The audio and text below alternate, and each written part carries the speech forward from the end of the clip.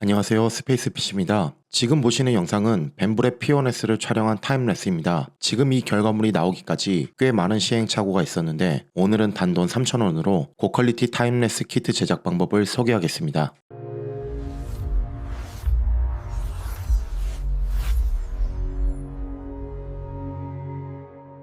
P1S에는 내장 카메라로 타임랩스 기능을 지원합니다. 하지만 720p 화질에 프레임도 낮아서 편집 영상 소스로 사용하기엔 한계가 있습니다.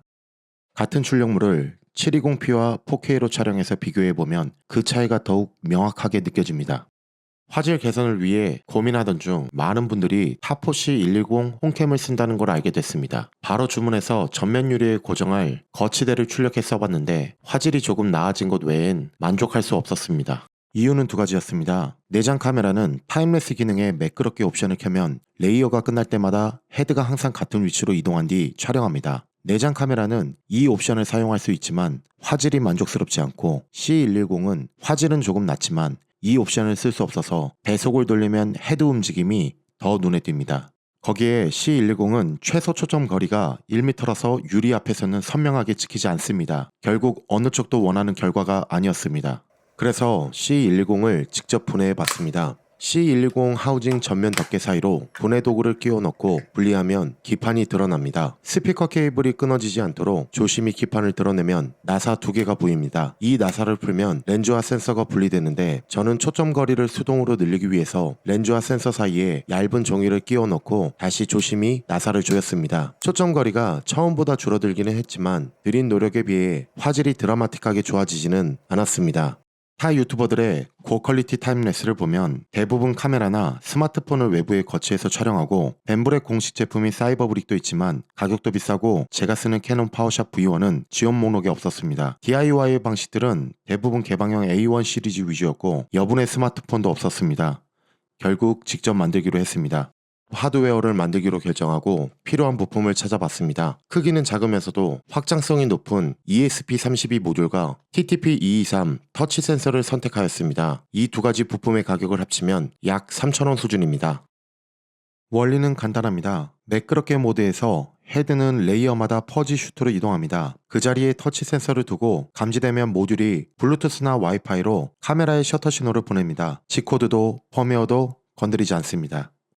제가 설계한 모듈킷은 ESP32C3와 TTP223 터치 센서를 최소한의 공간에 담는 하우징, 그리고 P1S 퍼지 슈트 위에 정밀하게 맞는 브라켓으로 구성됩니다. 필요에 따라 여러 버전의 하우징으로 교체해 쓸 수 있도록 브라켓과 모듈의 탈착이 쉬운 구조로 설계했습니다. 작업은 퓨전 360으로 진행했습니다. 납땜은 매우 간단합니다. ESP32 모듈에 VCC, GND, 신호선 딱 세 군데만 연결하시면 됩니다. 다만 하우징이 매우 작아서 모듈과 터치 센서의 거리가 무척 가깝습니다. 납땜할 때 인두기 팁에 다치지 않도록 조심하셔야 합니다. 출력한 모듈킷에 모듈과 터치 센서를 고정하고 커버를 체결합니다. 리셋 버튼과 부트 버튼이 정상적으로 눌리는지 확인하고 브라켓의 체결도 잘 되는지 확인합니다. 진동에 빠지지 않도록 정교하게 설계되어 다소 뻑뻑할 수 있는데 탈착이 어려우시면 모듈킷 사면을 사포로 살짝 다듬어 주시면 부드러워집니다. 마지막으로 충전기나 PC에 C타입 케이블을 연결해서 터치 센서가 정상적으로 작동하는지 테스트해 봅니다.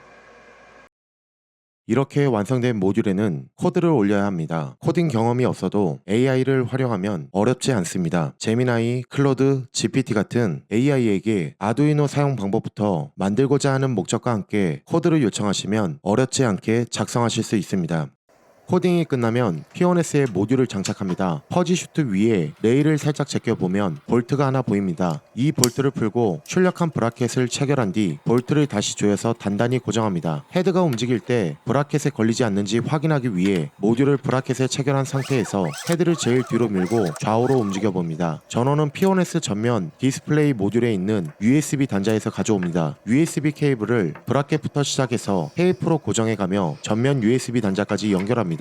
USB 케이블이 두꺼우면 헤드에 걸릴 수 있어서 피복을 벗겨 전원선만 남기고 신호선은 잘라내도 무방합니다. 브라켓에는 USB 케이블을 고정할 수 있는 홈이 있어서 볼트로 체결하기 전에 케이블을 먼저 홈에 끼워두면 작업이 훨씬 수월합니다. 저는 두 가지 버전을 만들었는데 첫 번째는 와이파이 버전입니다. 터치 센서가 작동할 때마다 PC에 사진을 찍어달라는 명령을 보내는 방식입니다. C120의 이벤트 녹화 방식이 아니라 헤드가 정렬될 때마다 정확하게 한 장씩 촬영하게 됩니다. 저는 P1S에서 ABS를 출력할 때 이중 챔버를 사용합니다. 유독가스가 외부로 새어나가지 않도록 단단히 밀폐해야 하기 때문에 이중 챔버 안에 카메라를 거치할 공간이 없습니다. 그래서 화질은 다소 떨어지지만 이미 가지고 있는 C120을 활용하기로 했습니다. PC를 켜놔야 한다는 단점이 있지만 이 환경에서는 이게 최선입니다. 화면에서 보시는 것처럼 매끄럽게 옵션을 켜두면 레이어가 끝날 때마다 헤드가 퍼지 슈트 위치로 이동합니다. 이때 터치 센서가 작동하면서 와이파이로 PC에 신호를 보내고 실행 중인 에이전트 DVR 프로그램이 사진을 찍어 지정한 폴더에 저장합니다. 다만 내장 카메라보다 화질이 조금 나을 뿐 영상 소스로 쓰기에는 여전히 아쉽습니다. 두 번째 버전은 터치 센서가 감지될 때마다 블루투스로 연결된 디지털 카메라에 셔터 신호를 보내는 방식입니다. 코딩은 마찬가지로 AI로 간단히 해결할 수 있습니다. 매번 코드를 다시 올릴 필요 없이 저는 여분의 모듈을 미리 제작해두고 브라켓에서 모듈만 꺼내 교체하는 방식으로 사용하고 있습니다. PLA나 PETG는 출력 온도 문제에서 자유롭기 때문에 챔버를 열어두고 카메라를 원하는 각도로 거치할 수 있습니다. 디지털 카메라의 장점은 압도적인 화질입니다. 카메라 성능에 따라 차이는 있지만 일반적인 스마트폰이나 홈캠과는 차원이 다른 화질로 지금 보시는 것처럼 매우 선명한 타임랩스 제작이 가능합니다. 이 영상이 저처럼 P1S 타임랩스를 고민하셨던 분들께 작은 도움이 되었으면 합니다. 설계 파일과 코드는 벤브렌 메이커월드에 공유해 두었으니 영상 아래 링크에서 자유롭게 받아가시면 됩니다. 도움이 되셨다면 구독과 좋아요 한 번씩 부탁드리며 다음 영상에서 뵙겠습니다.